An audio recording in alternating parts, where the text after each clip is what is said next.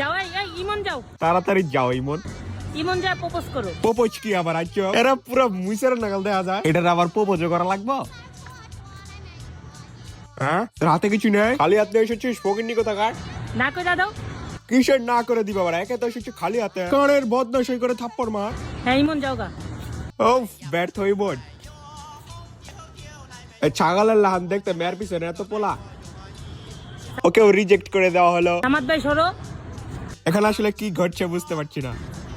হ্যাঁ একটাও কাহিনী আদল বদল হলো কেন? ওই মেয়ে না একটু আগে এই বালকটির সাথে ছিল। হ্যাঁ লাবণী যাও। আরো নায়ক নায়িকা আছে নাকি? এই কাইল্লা ছেড়ার পিছনে এত মেয়ে পাগল। বাহ কি লয়াল। হীরামণি কাহিনীটা কিন্তু আসলে বুঝতে পারলাম না আমি, লজিক কোথায় এখানে? মা গো হ্যাপি এন্ডিং।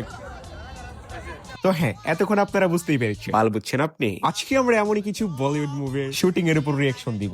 বন্ধু রেডি অ্যাকশন। রেডি শুরু করা হোক। তো এই মুহূর্তে আমাদের গল্পের নায়ক বাবাজি হেঁটে আসছে। থাপ্পড় মারলি যে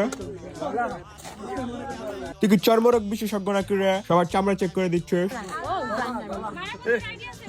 ওর গালে কি গু লাগানো ছিল? কাইল্লা নিজের চেহারা গায়ে নাই দেখ, এরকম বিচ্ছিরি হাসি কে দেয় রে? তুই নিজে হইলো কাইল্লা, মানুষ মেকআপ করে এলে এটা তোর সমস্যা। এমন পার দেহা মনে হচ্ছে নিজে বিশ্ব সুন্দরী। দেখেন ক্যাপশনটা কি দিছে, টিটি শুটিং ভিডিও। ইয়ার মধ্যে বানানটা ঠিক মতো করার সামর্থ্য নাই, ভিডিও বানাবার আয়া পড়ছো তোমরা।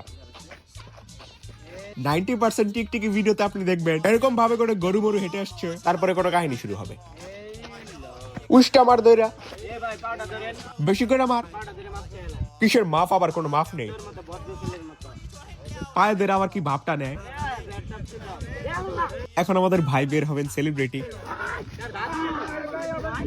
এই যে বলেছিলাম এদের স্ক্রিপ্ট তো আমি জানি, এদের মাথা যে কোন পর্যন্ত চলতে পারে তাও আমি জানি। মোল্লারদর মসজিদ পর্যন্ত আগর মাথার ব্রেন এই পর্যন্তই। আর কিছু খুঁজেন বা না খুঁজেন, এদের ভিডিওতে কোনোদিন লজিক খুঁজেন না, না হলে পরে যে নিজেকে অশিক্ষিত মনে হবে। রিঅ্যাকশন দিতে হয় বলে এরকম ভিডিও আমাকে হাজার হাজার দেখতে হয় প্রতিদিন। এখন একবার আমার মানসিক স্বাস্থ্যের কথা চিন্তা করুন। যাই হোক আজকের ভিডিও এই পর্যন্তই। ভালো লাগলে লাইক করে দিয়েন। টাটা।